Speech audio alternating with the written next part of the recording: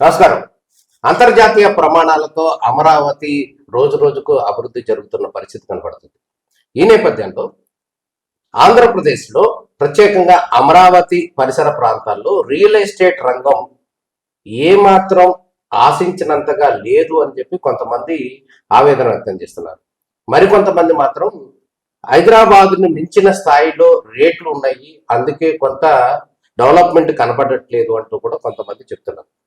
అసలు అమరావతిలో real estate రంగం ఏ విధంగా ఉండబోతుంది, ఏ విధంగా ఉంది అనే అంశానికి సంబంధించి క్రెడై విజయవాడ చాప్టర్ చైర్మన్ చెరుకూరి సతీష్ బాబు గారు ఉన్నారు. వారిని అడిగి మనం అన్ని విషయాలు మాట్లాడతాం. నమస్తే సార్.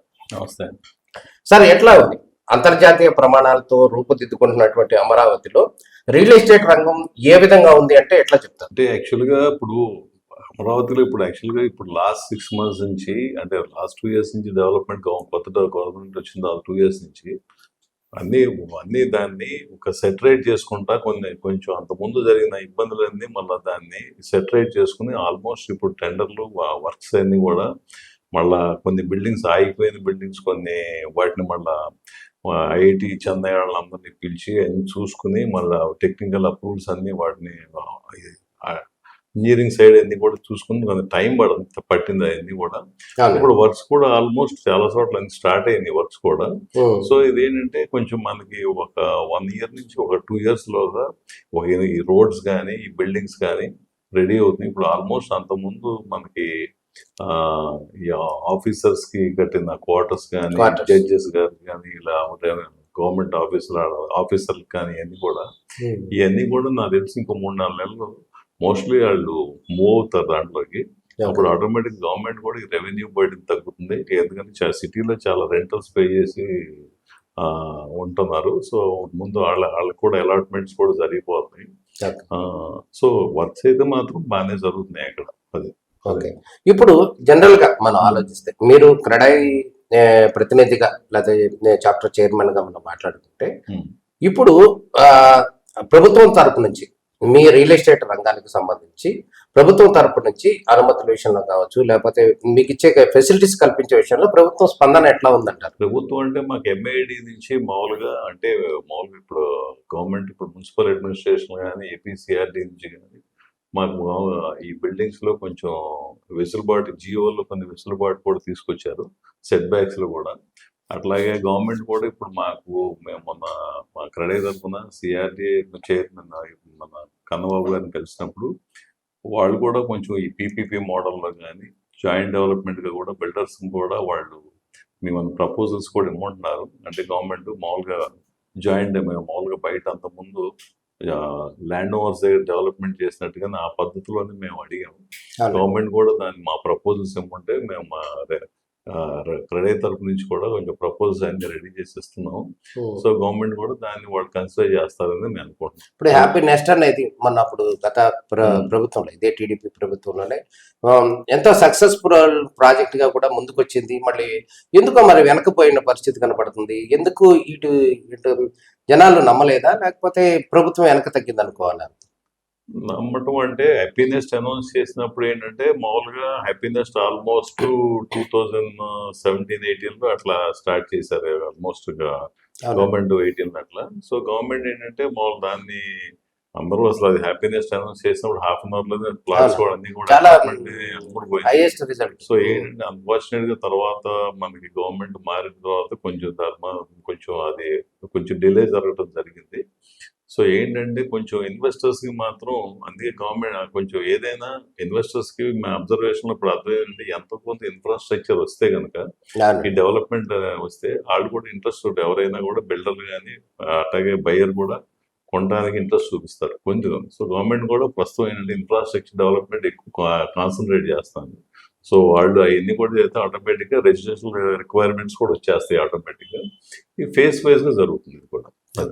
అదేవిధంగా ప్రభుత్వం ఈ రియల్ ఎస్టేట్ రంగాన్ని డెవలప్ చేసేటటువంటి ప్రక్రియలో భాగంగా శాండ్ ఫ్రీ కూడా ఇచ్చింది, అదేవిధంగా మిగతా ఫెసిలిటీస్ కూడా ఇచ్చింది. అది ఎంతవరకు ఉపయోగపడుతుంది అంటారు మన రియల్ ఎస్టేట్ రంగానికి సంబంధించి? అంటే ప్రస్తుతం అంటే ఉపయోగపడుతుందంటే మేము కూడా ఈ గవర్నమెంట్ కూడా కొంచెం ఈ టైప్ ఆఫ్ రాజధానిలో ప్రాజెక్ట్స్ చేయటానికి మేము కూడా ఇంట్రెస్ట్ చూపిస్తున్నాము.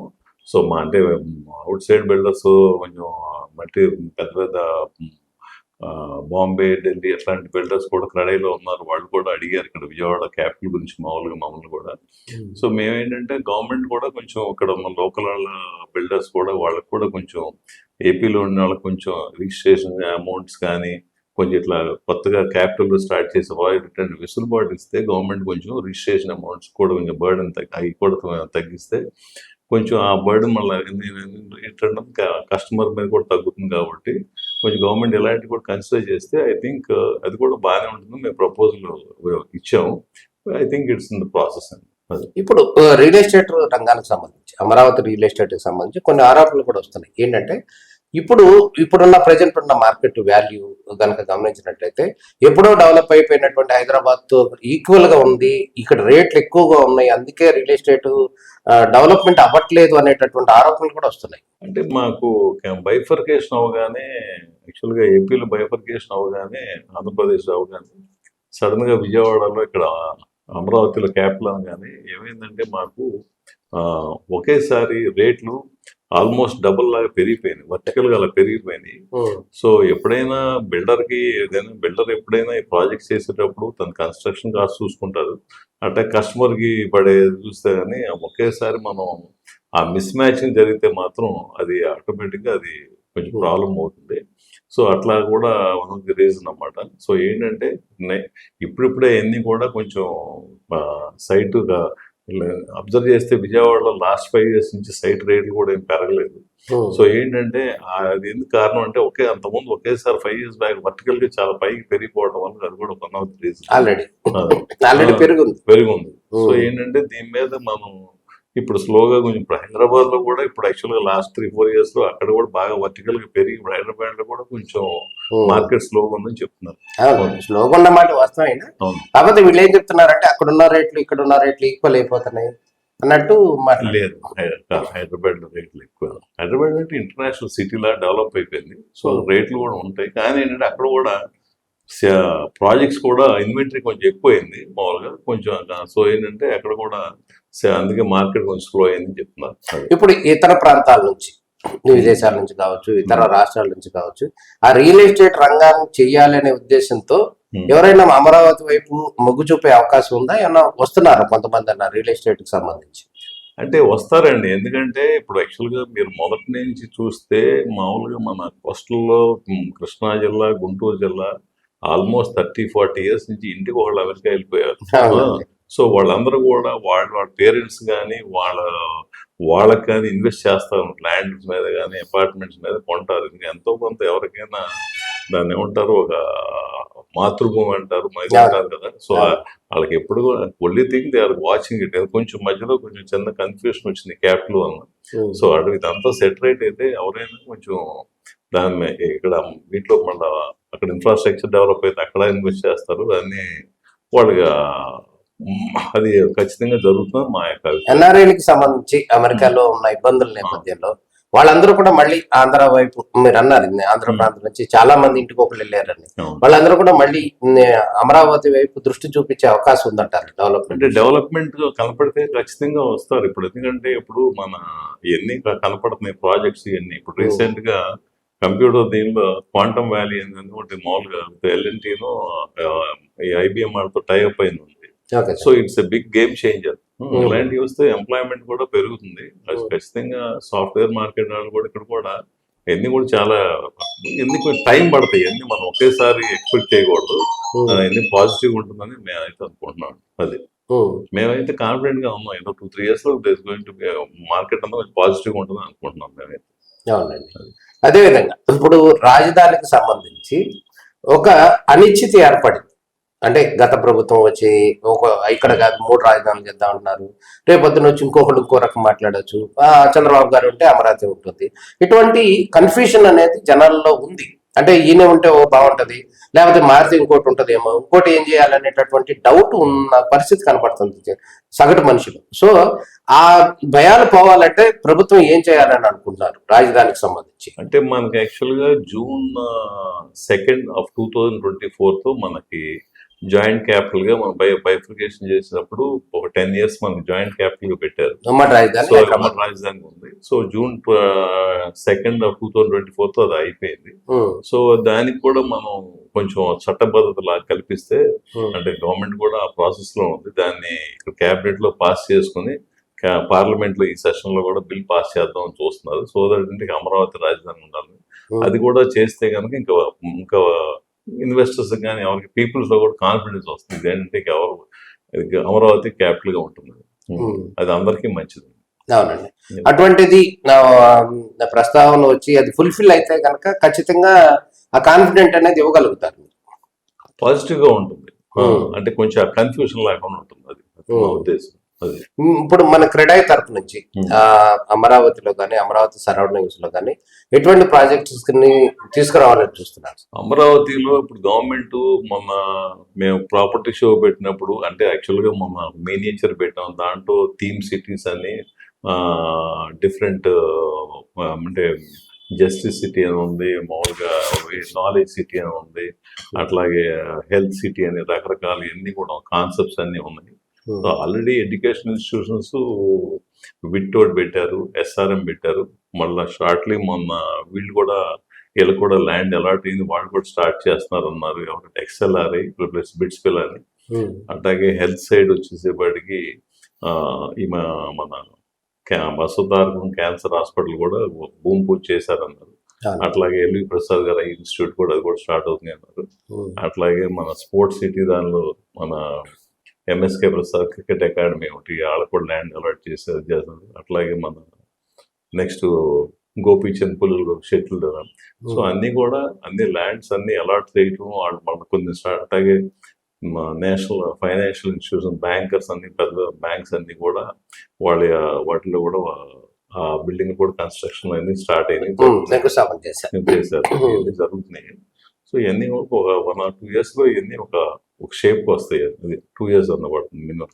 ఇప్పుడు రాజధాని రైతులు ఎవరైతే ఉన్నారో 2014లో బైఫర్కేషన్ అయినప్పుడు ఆ తర్వాత మళ్ళీ ఈ ల్యాండ్స్ వాళ్ళ దగ్గర తీసుకోవటం కావచ్చు, ప్రస్తుతానికి కూడా వాళ్ళ ల్యాండ్స్ వాళ్ళకి ఇవ్వలేనటువంటి పరిస్థితుల్లో, అంటే వాళ్ళ దగ్గర కొంత ల్యాండ్ తీసుకున్న వాళ్ళకి బెనిఫిట్స్ ఇవ్వాలి కదా, అవి ఇచ్చే దాంట్లోనే ఇంకా కన్ఫ్యూజన్ కొంత మేరకు ఉంది. ఈ ప్రక్రియలో మళ్ళీ ఇంకో ఎక్విజేషన్ చేయటం, మళ్ళీ 20,000 ఎకరాలు తీసుకోవటం అనేది రైతుల్లో కొంత గందరగోళం నెలకొన్న పరిస్థితి ఉంది సార్. అంటే ల్యాండ్ అంటే మరి గవర్నమెంట్ మళ్ళీ తర్వాత ఫ్యూచర్ లో మళ్ళీ డెవలప్మెంట్ కి ల్యాండ్ అంటే అక్కడ వాళ్ళ ప్లాన్స్ లో, అంటే మాకు అర్థమైంది ఏంటంటే అది ఫ్యూచర్ లో మళ్ళీ ల్యాండ్ ఎక్వైర్ చేయటం తీసుకోవడం అంటే అంత ఈజీ కాదు. ఒకసారి సిటీ డెవలప్ అయింది. ఇప్పుడు హైదరాబాద్ లో మనం ఇప్పుడు హైటెక్ సిటీ దగ్గర ఇప్పుడు ఆ డెవలప్ అయిన హైదరాబాద్ ఇప్పుడు ల్యాండ్ తీసుకోవడం చాలా కష్టం అండి. సో ఇంక అలాంటి ఎగ్జాంపుల్స్ అన్ని చూసి ఏంటంటే కొంచెం ల్యాండ్ ఏంటంటే ఇప్పుడు సెకండ్ ఫేజ్ లో ల్యాండ్ కనీసం ఒక 25,000 ఎకరాలు తీసుకుందాం అని చూస్తున్నాం గవర్నమెంట్. అది మా పేపర్లో కూడా చదివాము. దాంట్లో ఏంటంటే 16,000 రైతుల దగ్గర నుంచి మిగతా గవర్నమెంట్ ల్యాండ్స్ ఉన్నాయి. అది కూడా ఏంటంటే కొంచెం గ్రీన్ ఫీల్డ్ ఎయిర్పోర్ట్ కానీ, ఇంకోటి రైల్వే స్టేషన్, రైల్వే లైన్, ఇంకోటి స్పోర్ట్స్ సిటీ. అంటే స్పోర్ట్స్ అంటే రివర్ ఫ్రంట్ ఉంది కదా మనకు, అంత రివర్ ఫ్రంట్ లో కొంచెం స్పోర్ట్స్ సిటీ అంటే దానికన్నా కూడా ప్లాన్స్ ఉన్నాయని పేపర్లో చదివాను అదనమాట. సో అది మీద తీసుకుంటే అది ఇప్పుడైతే కొంచెం వాళ్ళకి ఈజీగా ఉంటున్నారు. ఏదైనా గవర్నమెంట్ ఏం చేస్తుందంటే తీసుకున్న రైతు న్యాయమే చేస్తుంది. ఫైనల్ గా మేము 2-3 సార్లు కూడా CRT ఆఫీస్కి వెళ్ళినప్పుడు, APCRT వెళ్ళినప్పుడు కన్నబాబు గారు ఎప్పుడు కూడా చూసిన వాళ్ళు రైతులతో ఏదో మీటింగ్ నెగోషియేషన్ జరిగి వాళ్ళు సాటిస్ఫై జరిగితే చూస్తున్నట్టు మాకు అనిపిస్తుంది. చూస్తున్నాం. అదేవిధంగా ఇప్పుడు అమరావతిలో ఇంత పెద్ద కన్స్ట్రక్షన్ జరుగుతున్నటువంటి ప్రక్రియలో అక్కడ పనిచేసేటటువంటి స్కిల్ లేబర్ ఎవరైతే ఉన్నారో వాళ్ళందరూ కూడా మన ఆంధ్ర ప్రాంతానికి సంబంధించిన వాళ్ళు ఎవరో కూడా ఉండట్లేదు. అంటే ఆ స్కిల్ డెవలప్మెంట్ దాంట్లో మన వాళ్ళ పాత్ర అనేది చాలా తక్కువగా ఉన్న పరిస్థితి కనబడుతుంది. వీళ్ళ స్కిల్ డెవలప్ చేయాలా, లేకపోతే వేరే వాళ్ళని తీసుకొచ్చి వాళ్ళతో వర్క్ చేయించుకుంటున్నారా? దాన్ని ఎట్లా స్కిల్ అంటే మనం కూడా ఇప్పుడు యాక్చువల్గా కంబైన్డ్ ఆంధ్రప్రదేశ్ ఉన్నప్పుడు స్కిల్ డెవలప్మెంట్ సెంటర్ హైదరాబాద్ లో పెద్ద ఎత్తున పెట్టడం జరిగింది, NAC అని. సో ఇప్పుడు ఆంధ్రాలో ఇప్పుడు అమరావతిలో కూడా NAC కింద ఒక 5 acres అలాట్ అయింది అన్నట్టుగా చెప్పారు. సో మనం ఏంటంటే స్కిల్ డెవలప్మెంట్ సెంటర్ కంపల్సరీగా చేయాలండి. ఎందుకంటే ఇప్పుడు ఈ బ్లూ కాలర్ జాబ్స్ కి మనకే కాదు, ఇక్కడ తెలంగాణలో కూడా ఈ సమస్య ఉంది. బ్లూ కాలర్ జాబ్స్ కి ఎవరు రావట్లేదు. ఎవరికంటే డ్రైవర్స్ కి, మ్యాసనరీ, ప్లంబింగ్, ఎలక్ట్రికల్ ఇవన్నీ కూడా యాక్చువల్ గా ఈ అక్కడ NAC ట్రైన్ అయిన వాళ్ళందరూ కూడా ఫారెన్ వాళ్ళకి చాలా ఇజ్రాయెల్లో ఇప్పుడు డ్రైవర్స్ మ్యాసన్ గారు 2 lakhs దాకా ఇస్తున్నారు. అట్లాగే మన ఈ గల్ఫ్ కంట్రీస్ లో 70,000-80,000 దాకా సంపాదించుకుంటున్నారు మ్యాసన్. అంటే వాడు మాకు ఏంటంటే ఇక్కడ ఆ, కొంచెం ఈ జనరేషన్ ఆడు కొంచెం మన స్కిల్ డెవలప్మెంట్ మీద గవర్నమెంట్ ఎక్కువ ఫోకస్ చేసి హైకోర్టు చేసి అక్కడ చేస్తే ఆ, మనకి ఈ గవర్నమెంట్ మనకి ఆ షార్ట్ ఫాల్ ఉండదు. ఎందుకంటే మనం బయట నుంచి తెచ్చుకోవాల్సి వస్తుంది. ఇప్పుడు చాలా ఇప్పుడు Orissa labour, agriculture side labour కూడా ఒరిస్సా నుంచి, అట్లాగే రాడ్ మా దాంట్లో మా బిల్డింగ్ లైన్ లో మేము almost rod bending, plumbing and Mason కూడా బయట నుంచి తెచ్చుకోవాల్సి వస్తుంది. గవర్నమెంట్ ఈ స్కిల్ డెవలప్మెంట్ మీద కూడా కొంచెం ఫోకస్ పెట్టుకోవడం చాలా ఇంపార్టెంట్ మనకి. వాడు అంటే ఓవరాల్ గా కనుక చూస్తే ఒక 2 సంవత్సరాల్లో ఆంధ్రప్రదేశ్ అమరావతిలో రియల్ ఎస్టేట్ రంగం అనేది ఎట్లా ఉంటుంది? కొంచెం మనకి తీర ప్రాంతం చాలా పోర్ట్ మొత్తం అది చాలా పోర్ట్స్ కూడా అన్ని ఒక 20 పోర్ట్స్ దాకా అన్నీ ఉన్నాయి. ఇన్ఫ్రాస్ట్రక్చర్ ఇవన్నీ డెవలప్ చేసుకుని ఇవన్నీ చేస్తే, ఎందుకంటే మొదటి నుంచి ఇక్కడ ఈ ప్రాంతం వాళ్ళంతా కష్టపడే ఇది అన్నట్టు అందరూ కూడా చెప్పా కింద మీరు చెప్పే వాళ్ళు అమెరికా అందరూ ఏంటంటే ఖచ్చితంగా ఇదంతా లిటిల్ గ్యాప్ ఈ 3-4 years 4-5 years మనం మళ్ళా ఈ డెవలప్మెంట్స్ అన్ని మనకు వస్తే కనుక స్లోగా మనం కూడా మళ్ళా మార్కెట్ అంతా పికప్ అవుతుంది, అంత పాజిటివ్ గా ఉంటుందని మేము కూడా భావిస్తున్నాం. ఇప్పుడు ఆంధ్రప్రదేశ్ ముఖ్యమంత్రి నారా చంద్రబాబు నాయుడు గారు గతం నుంచి కూడా అమరావతిలోనే రాజధాని కట్టాలని చెప్పి తీవ్రంగా ప్రయత్నం చేశారు. ప్రస్తుతం కూడా ఇక్కడ ఇన్వెస్ట్మెంట్లు తీసుకురావడానికి కోసం, ఇక్కడ రాజధానిలో డెవలప్మెంట్ కోసం చంద్రబాబు నాయుడు గారు కావచ్చు, నారా లోకేష్ కావచ్చు, విదేశీ పర్యటనలు కావచ్చు, దావోస్ కావచ్చు, మంత్రి నారాయణ గారు కావచ్చు, అదేవిధంగా principal secretary Suresh Kumar, CRDA commissioner గా ఉన్నటువంటి కన్నబాబు కూడా నిరంతరం పనిచేస్తున్నట్టు కనిపిస్తుంది. సో వీరి యొక్క ఫలితాలు అదేవిధంగా ఇన్వెస్ట్మెంట్స్ కూడా త్వరగా వచ్చే అవకాశం ఉందంటారా అమరావతిలో? వస్తాయండి. అంటే ఎప్పుడైనా పీపుల్ ఇందాక అనుకున్నట్టుగా మనకి ఇప్పుడు ఒక 2 years లో మనం ఖచ్చితంగా కూడా రిజల్ట్స్ కనపడతాయని అనుకుంటున్నాం. ఎందుకంటే ఇన్ఫ్రాస్ట్రక్చర్ డెవలప్మెంట్ వచ్చిన తర్వాత ఆటోమేటిక్ గా పీపుల్ కూడా దాన్ని వాచ్ చేస్తున్నారు. మనం ఎంతవరకు కాన్ఫిడెన్స్ బిల్డ్ చేయడం ఇంపార్టెంట్. గవర్నమెంట్ సైడ్ ఆ పెద్ద బాధ్యత అది.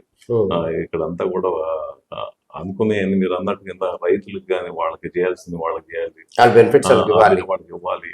అట్లాగే డెవలపర్ కన్స్ట్రక్షన్ బిల్డర్స్ లాంటి ఎట్లాంటి వాళ్ళకి కొంచెం వాళ్ళకి ఇచ్చే వెసులుబాటు వాళ్ళకి ఇవ్వాలి. ఇస్తే కనుక ఆటోమేటిక్ గా కొంచెం ఇది మళ్ళీ పికప్ అవుతుంది. 2 years లో రిజల్ట్ రావచ్చు అన్నారు. ఎటువంటి రిజల్ట్ రావచ్చు అంటారు? రిజల్ట్ అంటే మళ్ళీ ఆటోమేటిక్ గా మార్కెట్ లో మనీ సర్క్యులేషన్ రావాలండి. మెయిన్ మనీ సర్క్యులేషన్ అంటే ఇన్వెస్ట్మెంట్స్ రావాలి. ఇన్వెస్ట్మెంట్స్ ఎప్పుడు వస్తాయి అంటే ఇన్ఫ్రాస్ట్రక్చర్ డెవలప్మెంట్ అప్పుడు వస్తాయి. ఇది ఒక సైకిల్ లాంటిది. అదమ్మా మనీ సర్క్యులేషన్ అనేది ఒక యాంగిల్ అయితే, అమరావతిలో పబ్లిక్ పాపులేషన్ అనేది అక్కడ స్టే ఉండట్లేదు. స్టే అనేది ఉండకపోతే కనుక గతంలో చూసాం వేరే రాజధానులు రాయ్పూర్ వగేరా అట్లాంటి చోట్ల జనాలు లేనటువంటి రాజధాని సక్సెస్ అవ్వదు అని అంటున్నారు. జనాలు నిజంగా అమరావతిలో వచ్చే అవకాశం ఉందంటారు. మనకి ఆల్మోస్ట్ మనకి అది ఎగ్జాంపుల్ మనకి విజయవాడ గుంటూరు ఆల్మోస్ట్ కలిసిపోయి ఉన్నాయండి. ట్విన్ సిటీస్ లాగా ఉన్నాయండి. ఆల్మోస్ట్ ఆ మధ్యలో అంతా కలిసిపోయి ఉంది. ఇప్పుడు యాక్టివిటీ దానికి ఎడ్జెసెంట్ ఇది ఏంటంటే మనం ఒక ప్లాండ్ సిటీ చేయాలంటే మనకి ఇప్పుడు విజయవాడ కానీ గుంటూరు కానీ కొంచెం కంజెస్టెడ్ గా ఉంటుంది. కొంచెం మనం ప్లాంట్ సిటీస్ చేయాలన్నప్పుడు కొంచెం దాన్ని అలా చేస్తేనే అది కొంచెం బాగుంటుంది. బట్ కొన్ని అప్పుడు 150 feet రోడ్స్ ఇలాంటివన్నీ చేయాలంటే కొన్ని అలా చేస్తేనే తప్పితే మనకి ఆ డెవలప్మెంట్ ఇది కూడా కాదు. ప్లాన్ సిటీ అనేది ముందు జాగ్రత్త అక్కడ మన హైదరాబాద్ లో కట్టాడు చంద్రబాబు గారు, అది ఇప్పుడు సక్సెస్ అయింది అనేది అంటున్నారు. బాగానే ఉంది. కానీ ఇక్కడ ప్లాన్ సిటీ అనేది పెట్టడం అనేది చాలా దూరం అయిపోతుంది, లాంగ్ అయిపోతుంది, రిజల్ట్ అనేది కనపడలేదు అనేది కూడా ఒక అపవాదం ఉంది. అంటే ఇప్పుడు మేము యాక్చువల్గా క్రెడైజ్ వరకు స్టడీ టూర్కి అట్లా వెళ్ళినప్పుడు మేము గుజరాత్ లో అహ్మదాబాద్ వెళ్ళామండి. అక్కడ కూడా చూసాం గిఫ్ట్ సిటీ అని.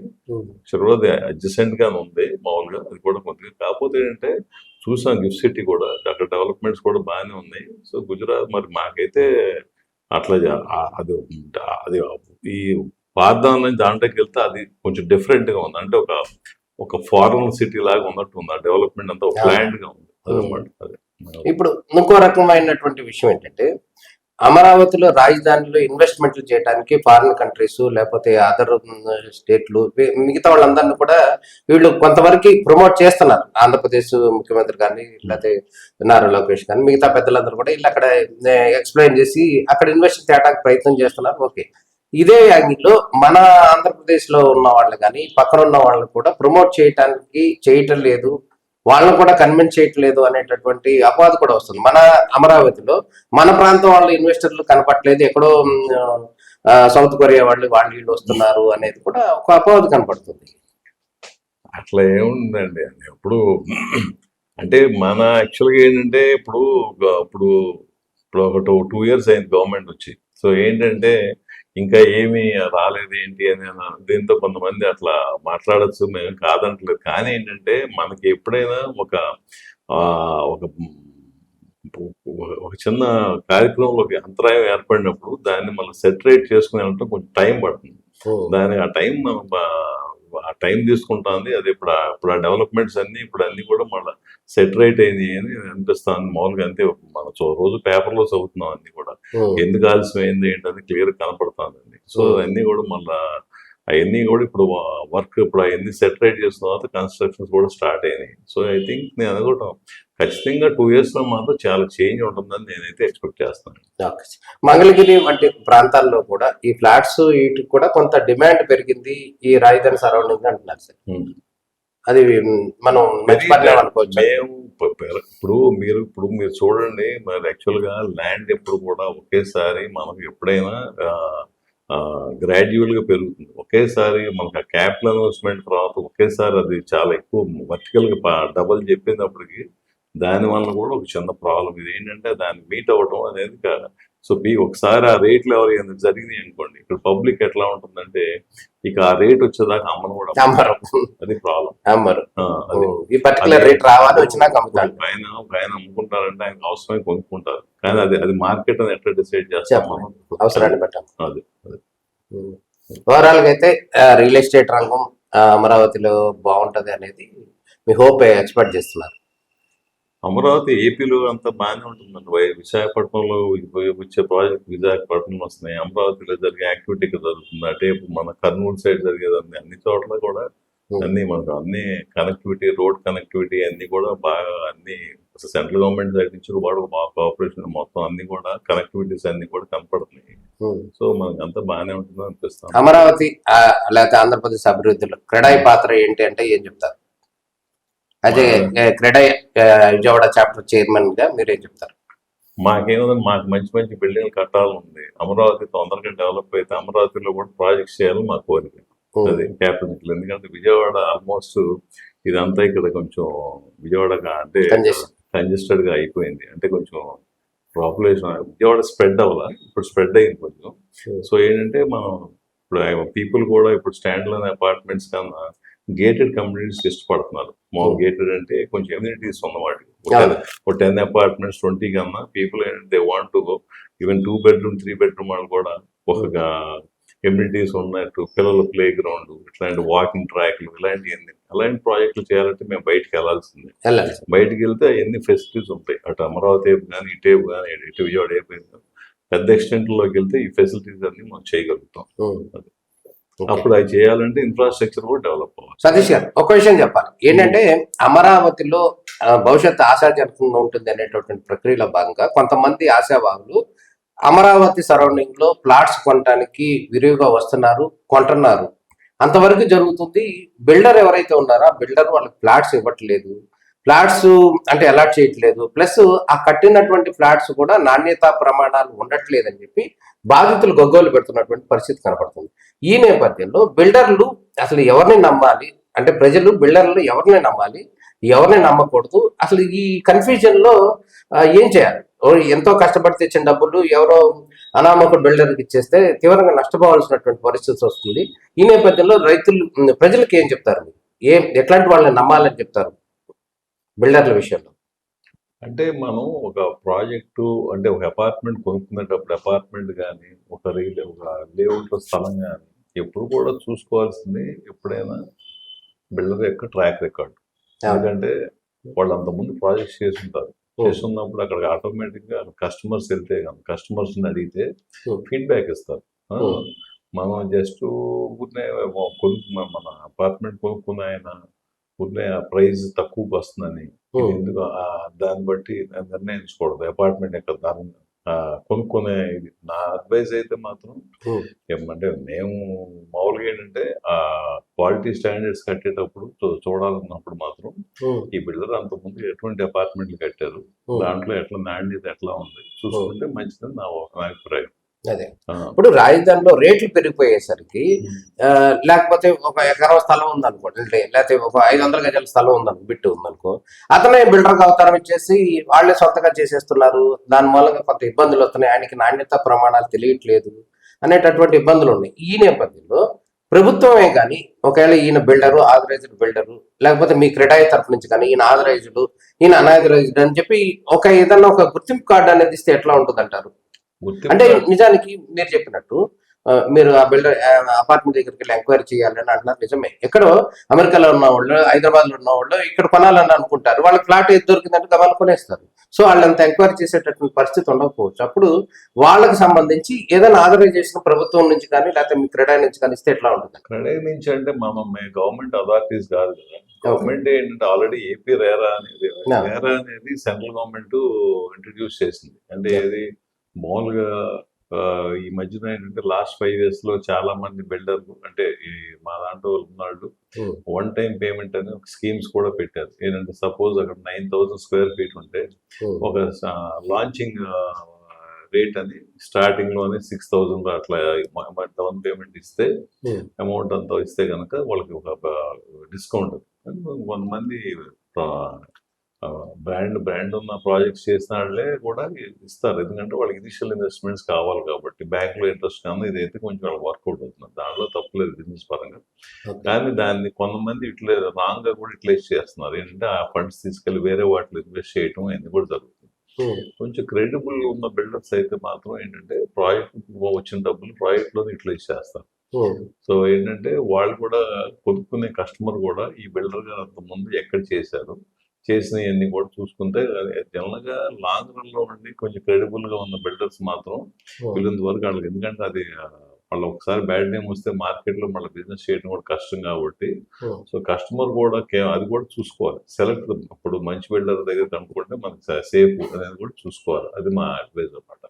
అది ఇప్పుడు కొంతమందిని చూస్తే ఇక్కడ తాడేపల్లిలోనే చూస్తే వాళ్ళు ఏం చేశారంటే 1 year లో మీకు ఈ ల్యాండ్ ఇవ్వండి డెవలప్మెంట్ అని చెప్పి తీసుకున్నారు. యాక్చువల్ గా అక్కడ 60-40 నడుస్తున్న టైంలో కూడా వీళ్ళు ఏం చేశారంటే 50-50 లేకపోతే ఇంకా తక్కువ పర్సెంటేజ్ కు ఒప్పుకుని 1 year లో అప్పచెప్తానన్న వాళ్ళు 3 సంవత్సరాలు అయినా కూడా అపార్ట్మెంట్లు వాళ్ళకి అప్పచెప్పట్లేదు అని వాళ్ళంతా గగ్గోలు పెడుతున్నటువంటి పరిస్థితి ఉంది. దానికి ఏమన్నా చట్టబద్ధత ఉంటుందా? ఇన్నాళ్ళలోనే ఇవ్వాలి అనే దానికి వాళ్ళకి హ్యాండ్ ఓవర్ చేయాలి? అదే గవర్నమెంట్ అయితే రేరా కింద మామూలుగా ఎవ్రీ 3 months కి మాకు ఒక బ్యాంక్ లో ఫండ్స్ కూడా మనం డైవర్ట్ చేయకుండా రిటర్న్స్ కూడా ఫైల్ చేయాలి. ఆ ఫండ్స్ కూడా గవర్నమెంట్ అదే మన మానిటర్ చేస్తుంటుంది. ఆ ఫండ్స్ ప్రాజెక్ట్ మీద ఖర్చు పెట్టారు లేదు. సో అంతవరకు గవర్నమెంట్ అది చూస్తుంది. అట్లా అని చెప్పి గవర్నమెంట్ ప్రతిదీ అంత వాచ్ చేయడం కష్టం కదా. అసలు మెయిన్ థింగ్ ఇంకా పబ్లిక్ కొనుక్కునే కస్టమర్స్ కూడా వీళ్ళ అది లీగల్ గా కరెక్ట్ గా ఉందో చూసుకోవాలి, ఒక లీగల్ ఒపీనియన్ తీసుకోవాలి. అట్లాగే బిల్డర్ గురించి కూడా బాగా అతను చేసిన ప్రాజెక్ట్స్ అట్టున్నాయి, వీళ్ళు కూడా కొంచెం ఎక్సర్సైజ్ చేయాలి. చేస్తే అప్పుడు వీళ్ళకి కూడా ఏంటంటే మంచిది. ఇప్పుడు మా ఇంటర్నేషనల్ కాన్ఫరెన్స్కి వెళ్తాం, వెళ్ళినప్పుడు ఆయన ఫండింగ్ కంపెనీ అనేది బ్యాంకులు ఏమన్నా అంటే ఆయన we don't look into the builder, we don't look into the project, we look who is doing the project. అంటే బిల్డర్ ఎటువంటి ఆడు అనేది దాన్ని బట్టి ఫండింగ్ ఇస్తాం. అట్లా ట్రాక్ రికార్డ్ బట్టి అది. సో ఏంటంటే కస్టమర్ కూడా ఈ వీటిలో అవి కూడా అన్ని పనులు గవర్నమెంట్ చేయలేదు కాబట్టి మనం కూడా మన ఎక్సర్సైజ్ మనం కూడా చేసుకోవాలి. అది సో అంటే ఈ బిల్డర్ అనేది రేరా గుర్తింపు ఉంది అనే నమ్మకం ఉంటేనే వీళ్ళు కొనాలి అంటారా? రేరా గుర్తింపు కాదు. రేరా ఏం చేస్తుందంటే మనం రేరాలో రిజిస్టర్ చేసుకోవాలి. ప్రాజెక్ట్ స్టార్ట్ చేసాము, రేరా నంబర్ తీసుకోవాలి. ఎవ్రీ 3 months ఒకసారి క్వార్టర్లీ రిటర్న్స్ వేయాలి, మా ప్రాజెక్ట్ యొక్క స్టేటస్ ఏంటనేది. సో అది. సో మనం అట్లాగే మేము లీగల్ ఒపీనియన్, రేరా వాళ్ళు కూడా లీగల్ ఒపీనియన్ కూడా అడుగుతారు ఈ ప్రాజెక్ట్ మీద. సో లీగల్ గా కరెక్ట్ ఉందంటే అది ఓకే. నెక్స్ట్ ప్రాజెక్ట్ మన బిల్డర్ ఫండ్స్ వస్తున్నాయి కదా, ఆ ఫండ్స్ మళ్ళీ దాని మీద యూటిలైజ్ అవుతున్నాయి లేదు అంతవరకు గవర్నమెంట్ మానిటర్ చేస్తుంది.